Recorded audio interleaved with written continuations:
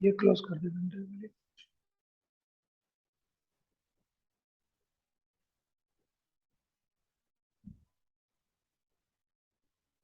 मेरा मैं अपने आप का फोटो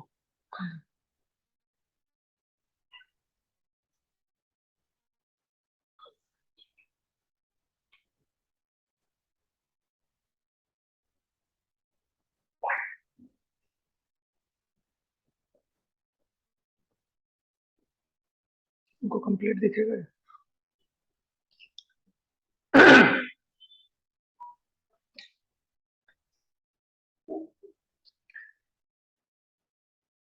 अपना यहाँ जो विषय सर्व शुद्ध ज्ञान अधिकार में आवाज आ रही है सबको? ये सर्व शुद्ध ज्ञान अधिकार में दो द्रव्यों की भिन्नता बताई जा रही है। एक द्रव्य दूसरे द्रव्य का कुछ भी नहीं कर सकता, इसकी स्पष्टता कर्ता कर्म अधिकार में की गई है। लेकिन उसके बाद ये जो सर्व विशुद्ध ज्ञान अधिकार है, इसमें और इसको स्पष्ट कर रहे हैं। देखिए आपके सामने है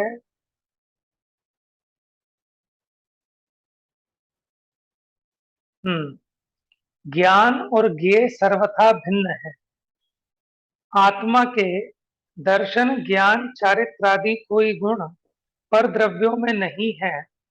ऐसा जानने के कारण सम्यक दृष्टि को विषयों के प्रति राग नहीं होता। क्योंकि इसके पीछे की जो गाथाएं आपको याद हो, हमने कहा था कि खड़िया खड़िया की ही है, कलई कलई की है, कलई दीवार की नहीं है। उसी प्रकार ज्ञान ज्ञायक का ही है,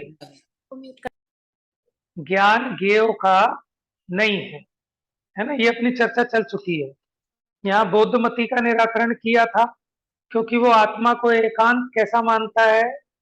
एकांत क्षणिक मानता है। और जो सांख्यवती था, वो आत्मा को सर्वथा नित्य मानता है। उन दोनों का निषेध यहाँ करके आए हैं। अब यह कहते हैं ज्ञान और ज्ञेय सर्वथा भिन्न है। तो मेरा प्रश्न ये है, क्या ज्ञेय ज्ञान से सर्वथा भिन्न है या नहीं? आप अनम्यूट करके जवाब देंगे। यहाँ लिखा ना, ज्ञान और ज्ञेय सर्वथा भिन्न है, दिखाई देगा आपको? ये ज्ञान और ज्ञेय सर्वथा भिन्न है।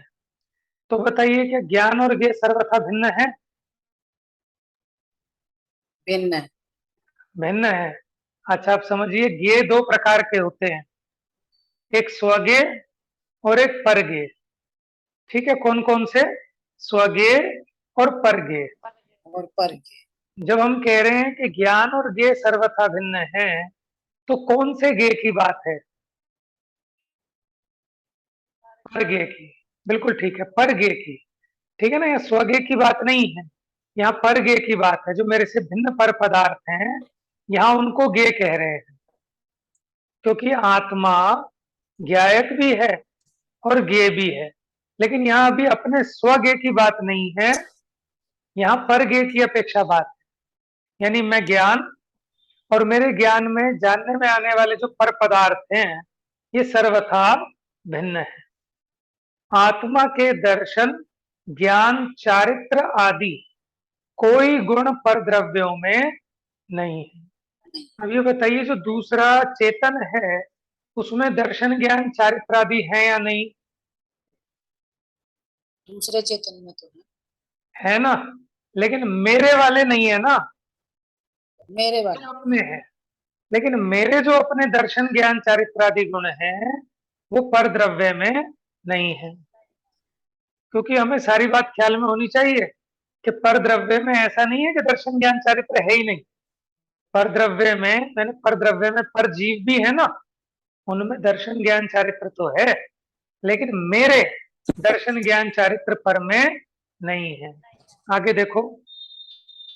अब ऐसा जानने के कारण सम्यक दृष्टि को विषयों के प्रति राग नहीं होता। कैसा जानने के कारण? कि ज्ञान और ज्ञेय सर्वथा भिन्न है। आत्मा का दर्शन ज्ञान चारित्र पर द्रव्य में नहीं है, और पर द्रव्य जो ज्ञेय है वो मेरे ज्ञान में नहीं आता। इसलिए सम्यक दृष्टि को विषयों के प्रति राग नहीं होता। ज्ञप्ति, एक मिनट देखिए बेटा, कोई वेटिंग रूम में तो नहीं है, इसलिए सम्यक दृष्टि को विषयों के प्रति राग नहीं होता। नहीं है?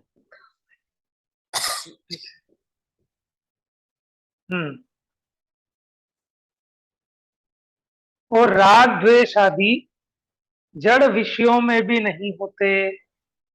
क्या कहा कि एक तो जो विषय है, विषय क्या है, जो भी अपने ज्ञान के विषय बनते हैं, है ना, सामान्य से हम कहते हैं 5 इंद्रियों के विषय, क्योंकि छदमस्त का जानना 5 इंद्रियों और मन के द्वारा होता है, इसलिए जो कुछ भी 5 इंद्रियों और मन के द्वारा जानने में आता है उसको हम कहते हैं विषय। तो सम्यक दृष्टि को जो भी जानने में आया उसके प्रति राग नहीं होता। क्यों? क्योंकि वो मेरे में नहीं आते, मैं उनमें नहीं जाता, मेरा ज्ञान दर्शन चारित्र उस पर द्रव्यों में नहीं। और राग द्वेष आदि जड़ विषयों में भी नहीं होते। अच्छा, जो पर पदार्थ हैं, जो जड़ हैं, उनमें भी ज्ञानी को राग द्वेष आदि नहीं होते। वे मात्र अज्ञान दशा में प्रवर्तमान जीव के परिणाम है। देखो यहाँ लिखा वे माने कौन? वे राग द्वेष भाव अज्ञान दशा में किसको होते हैं? जीव को होते हैं। तो अब ये बताओ, राग द्वेष किसके परिणाम है? राग द्वेष किसके राग परिणाम द्वेष तो है? जीव के ही परिणाम है। जीव राग के द्वेष तो परिणाम। जीव के ही परिणाम। लेकिन ये राग द्वेष कौन से जीव को होते हैं? अज्ञानी को या ज्ञानी को? अज्ञानी, अज्ञानी। अच्छा, चौथे गुण स्थान वाले जीव को राग द्वेष होता है कि नहीं होता? होता है, हाँ जी, होता है। राग करुणा। द्वेष तो होता है, लेकिन उसमें से मिथ्या वो चली जाती है भावना, हाँ, उल्टी तनु सोच भाभी नहीं क्या कह होती। रही राग हैं? द्वेष तो होता है। ठीक है, तरुणा भाभी क्या बता रही थी? अनम्यूट करके बताइए। दादी जितने जितने अंशों में उसको राग द्वेष होता है उसी में बंद होता है, हाँ, बाकी उसमें नहीं। लेकिन यहाँ कह रहे हैं कि ज्ञानी को राग नहीं होता, सम्यक दृष्टि को राग नहीं होता। तो गुण स्थान प्रमाण समझना। हाँ। अगर चौथे गुण स्थान वाले को देखें तो उसके अनंतानुबंधी वाला राग द्वेष नहीं होता। 5वें गुण स्थान वाले के अनंतानुबंधी भी नहीं होता और अप्रत्याख्यानावर्णी भी नहीं होता। ठीक है।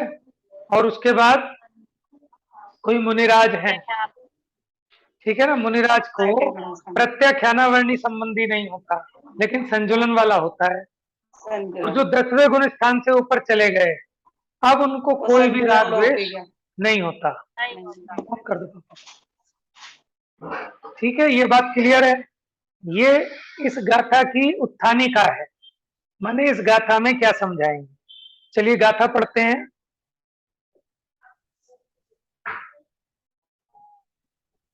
प्राकृत की गाथा अभी आपके पास नहीं है तो हिंदी की पढ़ते हैं। देखिए, ये दिख रहा है ना आपको गाथा है, हिंदी अनुवाद, ये पढ़ेंगे। चारित्र दर्शन ज्ञान किंचित नहीं अचेतन विषय में, इस हेतु से यह आत्मा क्या हन सके उन विषय में।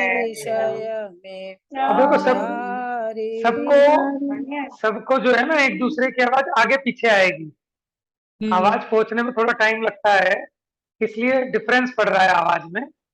ठीक है ना, तो कोई भी एक व्यक्ति गाइए।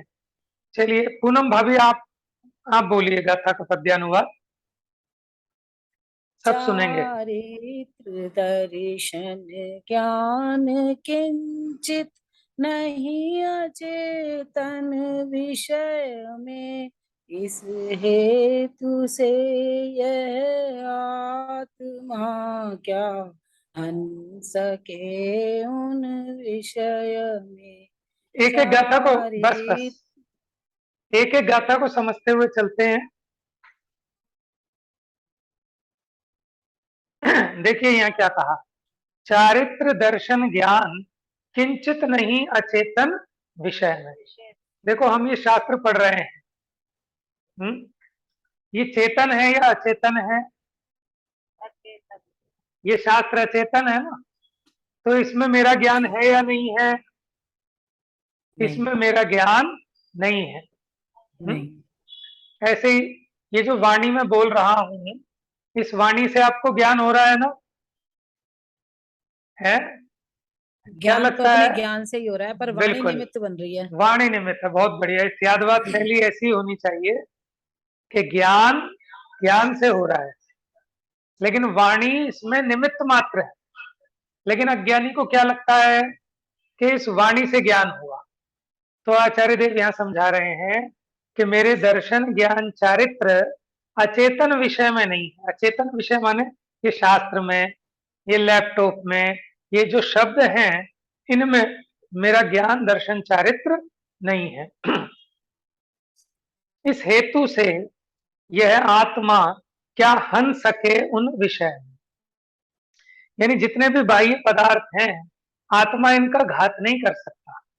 देखो, आत्मा के जानने में चींटी जानने में आई, ठीक है, आत्मा जानता है, लेकिन उस चींटी का घात आत्मा नहीं कर सकता, ठीक है। लेकिन ये हम इसमें सावधानी रखना, स्वच्छंदी नहीं होना कि मार नहीं सकता, लेकिन मारने का भाव तो करता है ना। और इसको जो पाप लगता है वो इसके अपने परिणाम से लगता है, मारने के भाव से लगता है। उसका मरण अपनी आयु कर्म के हिसाब से होता है, ठीक है। इसलिए जीव को अपने परिणाम का दोष लगता है, पर का घात यह आत्मा नहीं कर सकता, ठीक है। अगली गाथा पढ़ें। अगली गाथा पढ़ो, पूनम भाभी आप ही पढ़ो। अच्छा। चारित्र दर्शन ज्ञान किंचित नहीं अचेतन कर्म में, इस हेतु से यह आत्मा क्या हन सके उन कर्म में। अब यहाँ कहते हैं कि हमें कर्मों का नाश तो करना है ना, लेकिन आत्मा का दर्शन ज्ञान चारित्र अचेतन कर्म में नहीं है। कर्म यानी ज्ञानावरणादि जो 8 कर्म हैं, उनमें मेरा दर्शन ज्ञान चेतना है ही नहीं, यानी वो मेरे से भिन्न है। तो ये आत्मा उन कर्मों का नाश कैसे कर सकता है? नहीं कर सकता। तो फिर जो जिनवाणी में लिखा कि भगवान महावीर 8 कर्मों का नाश करके सिद्ध बन गए, तो ये सही लिखा है कि गलत लिखा है? व्यक्ति ज्ञान हम बताएंगे। आदिनाथ भगवान 8 कर्मों का नाश करके सिद्ध बन गए, तो ये बात सच है या झूठ है? सच है। तो फिर यहाँ कैसे कह रहे हैं कि आत्मा उन कर्मों का नाश नहीं कर सकता? ये बात समझ में आ रही है ना? आत्मा कर्मों का नाश करता है, ये निमित्त की तरफ से किया गया कथन है। वो तो अपने आत्मा के स्वरूप में लीन हुए, तो इन कर्मों का ऑटोमेटिक नाश हो गया। इसलिए निमित्त की तरफ से कहने में आता है कि भगवान ने 8 कर्मों का नाश किया। हमें और आपको कर्मों का नाश करना है, तो कैसे नाश होगा? हमें उसकी विधि पता है कि जब हम अपने आत्मा में लीन हो जाएंगे, अपने स्वरूप में लीन हो जाएंगे, तो नवीन राग द्वेष उत्पन्न नहीं होंगे, और पुराने जो बंधे हुए कर्म थे वो अपने आप नाश को प्राप्त हो जाएंगे। तो उपचार से क्या कहते हैं कि मैंने कर्मों का नाश किया। बराबर। किसी को कोई बात समझ में नहीं आए तो आप बीच में अनम्यूट करके पूछ सकते हैं, ठीक है। आगे चलते हैं। तो पहली गाथा में कहा था कि जो मेरे ज्ञान के ज्ञेय बनते हैं ऐसे जड़ विषय, आत्मा उनका कुछ नहीं कर सकता। नेक्स्ट गाथा में कहा कि आत्मा इन कर्मों को जानता तो है, लेकिन मेरे ज्ञान दर्शन चारित्र इन कर्मों में नहीं है, इसलिए मैं इन कर्मों का नाश नहीं कर सकता। अब तन्नू भाभी पढ़ेंगी नेक्स्ट गाथा, पढ़िए। चारित्र दर्शन ज्ञान किंचित नहीं अचेतन काय में, इस हेतु से यह आत्मा क्या हन सके उन काय में। देखो, ये भी सरल है। अब काया की बात है। ठीक है, दूसरे की काया की बात नहीं, क्योंकि दूसरे की काया तो पहली गाथा में आ गई, क्योंकि वो जो पर मेरे से भिन्न पर पदार्थ हैं वो तो वहां आ गया। अब यहाँ मेरी काया की बात है कि जो मेरी काया है इसमें मेरे ज्ञान दर्शन चारित्र नहीं है, दूसरे की काया में तो है ही नहीं, लेकिन जिसके साथ मेरा एक क्षेत्र अवगाह संबंध है, ऐसी मेरी इस काया में भी मेरा ज्ञान दर्शन चारित्र नहीं है। इसलिए आत्मा उस काया का भी कुछ नहीं कर सकता। कोई कहता है ना कि सब मैंने समाधि ली, मैंने काय कलेश किया, मैंने शरीर को सुखा लिया, मैंने शरीर से तपस्या की, ये सब निमित्त का कथन है। आत्मा इस काया का भी कुछ नहीं कर सकता। आत्महत्या कर सकता है क्या जीव? नहीं कर सकता, ठीक है, लेकिन करने का भाव करता है, इसीलिए पाप बांधता है। एक और गाथा पढ़ो तन्नु भाभी। है ज्ञान का सम्यक्त्व का उपघात चारित्र का कहा, वहाँ उपघात पुद्गल द्रव्य का नहीं किंचित भी कहा। हाँ, थोड़ा सा वर्ड में डिफरेंस आ रहा है ना, एक शब्द बढ़ रहा है इसमें। हाँ, एक शब्द ज्ञान। तो जब छंद को पढ़ते हैं तो पता लग जाता है कोई ना कोई अक्षर ज्यादा हो रहा है, इसलिए वो लय बिगड़ती है ना। तो ऐसे में क्या करते हैं विद्वान लोग कि किसी एक मात्रा को घटा लेते हैं और उसको उस हिसाब से पढ़ते किसी हैं को तो सही बढ़ा। पढ़ा जाता है। हाँ, देखो अब क्या कह रहे हैं यहाँ पर, है ज्ञान का, सम्यक्त्व का, उपघात चारित्र का कहा, यानी सम्यक्त्व माने दर्शन, श्रद्धा। तो आत्मा के दर्शन ज्ञान चारित्र का घात तो होता है, तो वहां पर द्रव्य का घात नहीं होता। माने यहाँ दो द्रव्यों की भिन्नता को ही पुष्ट कर रहे हैं कि एक द्रव्य में कुछ परिणमन होने से दूसरे द्रव्य में परिणमन, उसका कोई उससे संबंध नहीं है।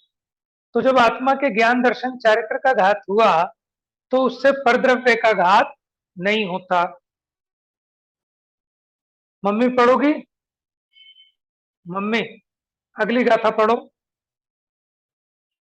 अनम्यूट करो, पहले पहले अनम्यूट कर लो। हाँ, आप पढ़ो। जो जीव के गुण है नियत, वे कोई नहीं पर द्रव्य में, इस हेतु से सदृष्टि जीव को राग नहीं है विषय में।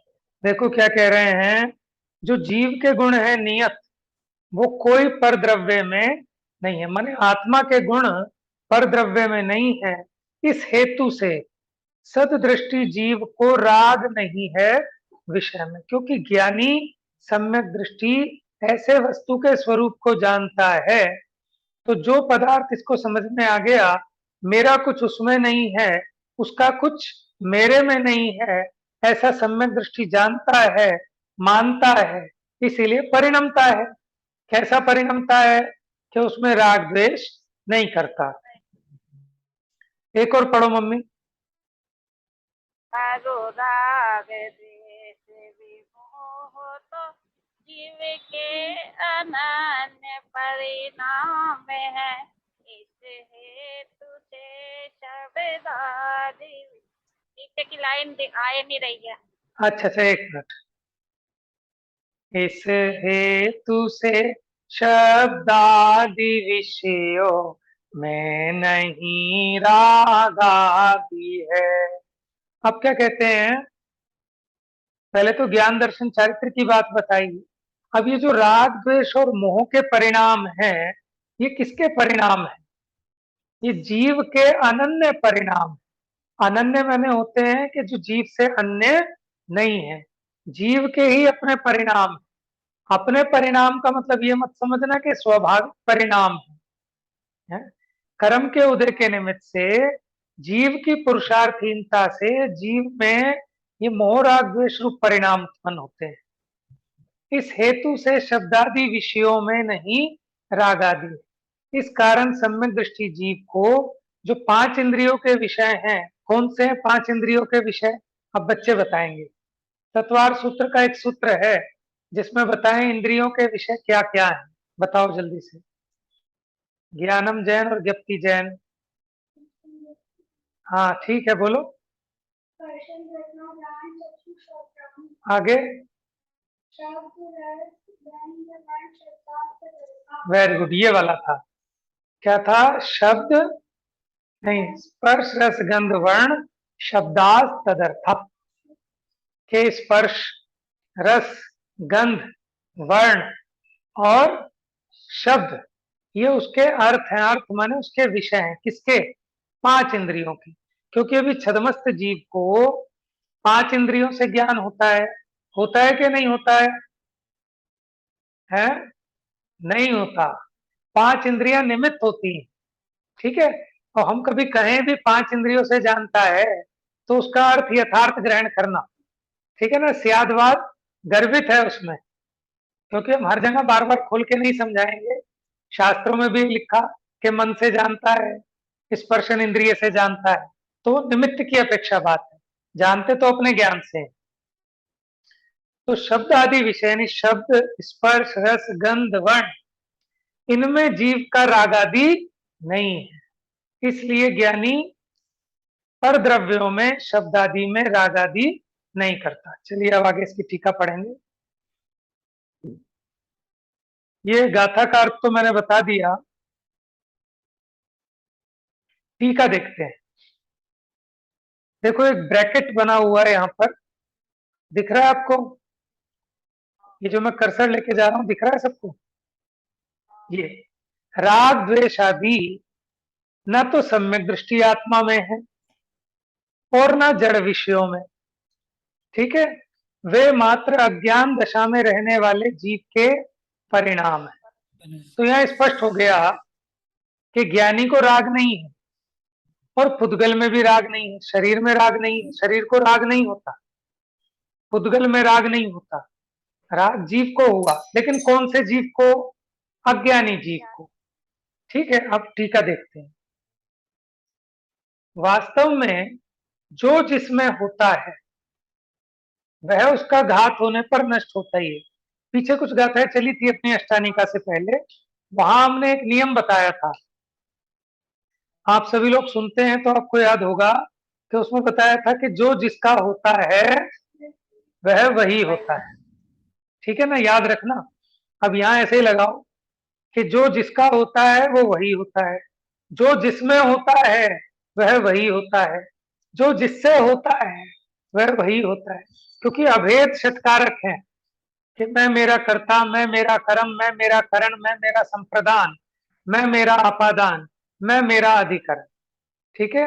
तो यहाँ कह रहे हैं कि जो जिसमें होता है, तो यहाँ पे भी वही लगाना कि वो वही होता है। इसलिए जो जिसमें होता है वह उसका घात होने पर नष्ट होता ही है। जैसे मुझ में ज्ञान दर्शन चारित्र है, ठीक है। अगर मेरा घात होगा मतलब मेरे दर्शन ज्ञान चारित्र का घात होगा। माने आधार का घात होने पर आधेय का घात हो ही जाता है। अब आधार क्या है और आधेय क्या है, ठीक है। जैसे जैसे हम चटाई पर बैठे हैं तो चटाई क्या है? आधार है या आधेय है? आधार। आधार है। और हम उस पे बैठे हैं तो हम आधेय हैं, आधे। ठीक है। तो ऐसे ही जो जिसमें होता है, जैसे घड़े में मिट्टी है, ठीक है। घड़े में मिट्टी है, दूध नहीं है, समझ रहे हैं ना आप? क्योंकि घड़ा मिट्टी का है तो घड़े में क्या है? मिट्टी है। मिट्टी तो मिट्टी के नाश होने पर तो घड़े का नाश होता है, अथवा घड़े के नाश होने पर मिट्टी का नाश होता है। लेकिन अगर जिस घड़े में दूध भरा है, क्या दूध के फटने पर घड़ा फट जाता है? नहीं। नहीं ना। दूध के नाश होने पर उसका नहीं है ना। घड़े का नाश नहीं होता। क्यों? क्योंकि दूध घड़े में नहीं है। नहीं है। भले ही उस घड़ा घड़े के घड़े में अंदर दूध है, भले ही उस घड़े में दूध हमने भरा है, लेकिन फिर भी घड़े की सत्ता में, उसके द्रव्य गुण पर्याय में दूध की अस्थि नहीं है, नहीं। दूध की सत्ता नहीं है। वो आपको दिख रहा है निमित्त संयोग की अपेक्षा, लेकिन घड़े में तो मिट्टी व्याप्त है, घड़े में मिट्टी व्याप्त है, घड़े में दूध व्याप्त नहीं होता। नहीं। अब देखो यार नियम बता रहे हैं थोड़ा सा न्याय का, और ये 40 मिनट चलेगा हमारा स्वाध्याय, ठीक है। डेली रखेंगे 7:30 से 8, 5, 8, 10 तक। अपने आप लॉग आउट हो जाएगा, आप लोग अपने आप जिनवाणी स्तुति करके समापन कर देना, ठीक है ना। जब ठीक। तक चलता है चलाते हैं इसको। वास्तव में जो जिसमें होता है वह उसका घात होने पर नष्ट होता ही है। अब लगा लेना सब चीजों पर। जैसे आत्मा में दर्शन ज्ञान चारित्र है, तो मेरा मरण कब माना जाए कि जब मेरे दर्शन ज्ञान चारित्र जो मेरे गुण हैं ये नष्ट हो जाए। लेकिन ये गुण कभी नष्ट होते नहीं, इसलिए आत्मा भी कभी नष्ट नहीं होता। तो आत्मा है आधार, और उसके आधार से क्या है, ये दर्शन ज्ञान चारित्र आदि, ठीक है, ये उसके आधे हो गए। यानी अगर आत्मा नष्ट हो तो उसके दर्शन ज्ञान चारित्र नष्ट हो, अथवा दर्शन ज्ञान चारित्र नष्ट हो तो आत्मा नष्ट हो। जैसे दीपक के घात होने पर उसमें रहने वाला प्रकाश नष्ट हो जाता है।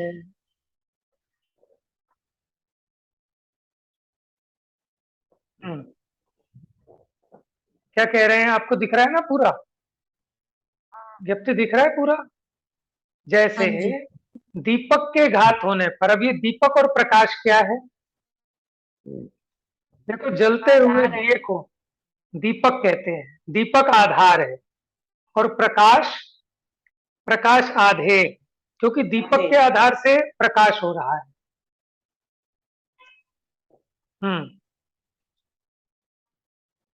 जैसे दीपक के घात होने पर उसमें रहने वाला अथवा उसके आधार से रहने वाला प्रकाश नष्ट हो जाता है, तथा जिसमें जो होता है वह उसका नाश होने पर अवश्य नष्ट हो जाता है। जिसमें जो रहता है वह उसका नाश होने पर अवश्य नष्ट हो जाता है। अच्छा देखो, जैसे हम कहते हैं हम मकान में रहते हैं, तो इस मकान का नाश होने पर हम नष्ट हो जाते हैं क्या, ये नहीं होते, क्योंकि हम इसमें नहीं रहते, हम अपने में रहते हैं। ये उपचार से कहने में आता है कि हम मकान में रहते हैं। लेकिन भैया हमारे नष्ट होने पे मकान का नाश थोड़ी ना होता है, या तो दीपक मकान बुझ भिन्न है जाए ना। तो दीपक का नाश थोड़ी होता है। हाँ, तो यहाँ पर दूसरे तरीके से बता रहे हैं ना। यहाँ तो कह रहे हैं आधार का नाश होने पर आधे का घात हो जाता है। आधार का घात होने पर, क्योंकि दीपक आधार है और प्रकाश आधे है। आधे। ठीक है, आपका प्रश्न आया क्या प्रकाश का नाश होने पर दीपक का नाश तो नहीं होता, तो दीपक का भी नाश हो जाता है। आपको पता है दीपक किसको कहते हैं, जलते हुए को दीपक जल कहते रहा है। हैं, बुझे हुए को दीपक नहीं कहते। आप दिया कह सकते हो, लेकिन दीपक नाम उसका नहीं है। वो आपका सकोरा हो सकता है, कटोरी हो सकती है, डिबिया कहला सकती है, लेकिन जब वो जलता है तभी वो दीपक नाम कहलाता है। दीपक नाम पाता जैसे देखो पिता आधार है और पुत्र आधे है। पिता के द्वारा पुत्र उत्पन्न हुआ ना, पिता से पुत्र उत्पन्न हुआ उदाहरण में, ठीक है। तो लेकिन जब तक पुत्र है तभी तक वो पिता है, दोनों एक दूसरे के आश्रित हैं ये धर्म। क्योंकि जिस दिन पुत्र उत्पन्न हुआ उसी दिन तो पिता बना ना, कहते हैं ना भाई मुबारक हो पापा बन गए। तो जिस दिन पुत्र जन्मा उसी क्षण पिता जन्मे, और अगर पुत्र मर गया तो पिता भी मर गया। समझ रहे हैं ना आप। तो देखो उदाहरण, उदाहरण तो बहुत स्थूल है, वो जरूरी नहीं है कि पूरे पूरे घटित होंगे। लेकिन आत्मा के केस में, क्योंकि ये द्रव्य गुण पर्याय अलग अलग चीज नहीं, एक अभेद है। मैं ही मेरा आधार हूं और मैं ही मेरा आधेय हूं। अब उस पर भेद करके हम समझा रहे हैं कि द्रव्य आधार है और गुण पर्याय उसके आधेय, ठीक है ना। और इसलिए इसमें म्यूचुअल है कि अगर गुणों का घात होगा तो वस्तु का भी नाश हो जाएगा, वस्तु का नाश होगा तो गुणों का भी घात हो जाएगा। क्योंकि हमें पर द्रव्य से भेद ज्ञान कराना है कि मैं मेरे आधार से रहता हूं, पर द्रव्य के आधार से नहीं रहता, इसलिए पर द्रव्य का नाश होने पर मेरा नाश नहीं होता। तो इसमें पूरा सारा का सारा वैराग्य आ जाएगा।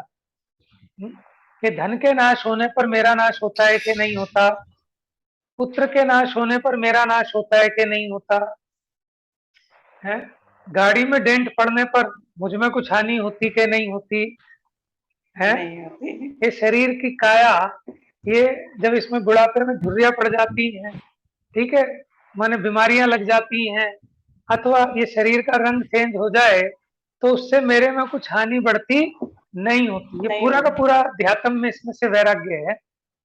क्यों? क्योंकि मैं इस शरीर के आधार से नहीं रहता, मैं मेरे स्वयं के आधार से रहता हूं, स्वयं के आधार से रहा। है।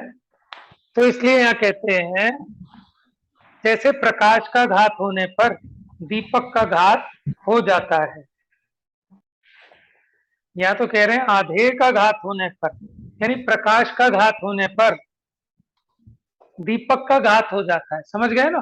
दीपक का घात हो गया क्योंकि अब वो दीपक नहीं कहलाएगा, बुझे हुए को दीपक नहीं कहते। और जो जिसमें नहीं होता, देखो अभी तो हमने बताया था अस्थि से कि इसका घात होने पर उसका घात हो जाता है, अब इसी को नास्ति से बताएंगे। तो पहले वाले को जो हम अस्थि से कहते हैं, इसको कहते हैं अन्वय व्याप्ति। क्या कहते हैं? अन्वय व्याप्ति, कि इसके होने पर इसका होना, इसको कहते हैं अन्वय व्याप्ति। और इसके नहीं होने पर इसका नहीं होना, ये कहलाती है व्यतिरेक व्याप्ति। क्या कहते हैं इसको? व्यतिरेक। एक व्याप्ति। हाँ, ये शब्द न्याय के शब्द हैं, लेकिन कहीं कहीं आते हैं। यानी जब अस्थि परक हेतु बताते हैं व्याप्ति, तो वो अन्वय व्याप्ति, और जब नास्ति से बताएंगे तो वो व्यतिरेक व्याप्ति। अब देखिए, जो जिसमें नहीं होता वह उसका घात होने पर नष्ट नहीं होता। नहीं होता। जैसे जैसे माने दूध के नाश होने पर घड़े का नाश नहीं हुआ। देखो, जैसे घड़े का नाश होने पर घट प्रदीप का नाश नहीं होता। घड़े का नाश, जैसे देखो एक दीपक हमने जलाया और उसके ऊपर घड़ा रख दिया और फिर घड़े को फोड़ दिया, तो घड़े के फूटने पर दीपक का नाश नहीं हुआ। क्यों?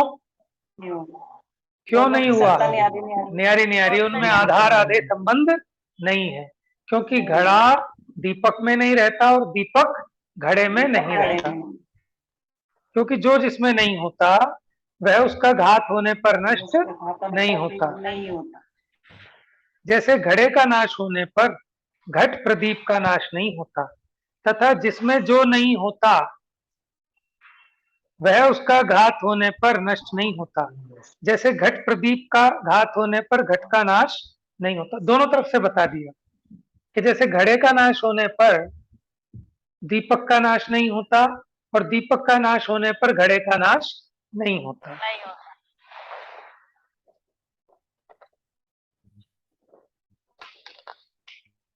इस प्रकार से न्याय कहा है।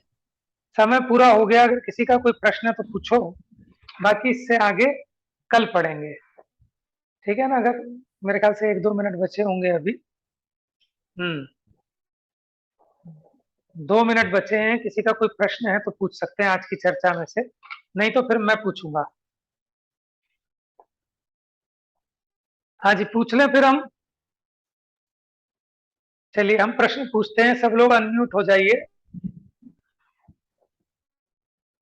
ठीक है? उदाहरण दूंगा, आपको बताना है।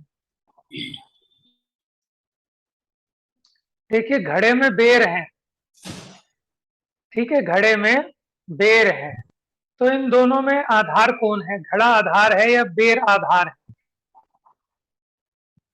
घड़ा आधार है।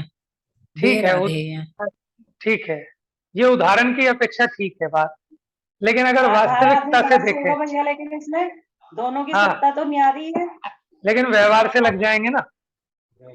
अच्छा, व्यवहार की अपेक्षा से। हाँ जी, ठीक है ना, हम तो स्यादवादी हैं। इसमें घड़े में रखे हुए बेर, इसलिए वो आधार और बेर में आधे। आप ये बताओ, जैसे आप कुर्सी पे बैठे हैं तो कुर्सी आधार है और हम आधे हैं, ठीक है?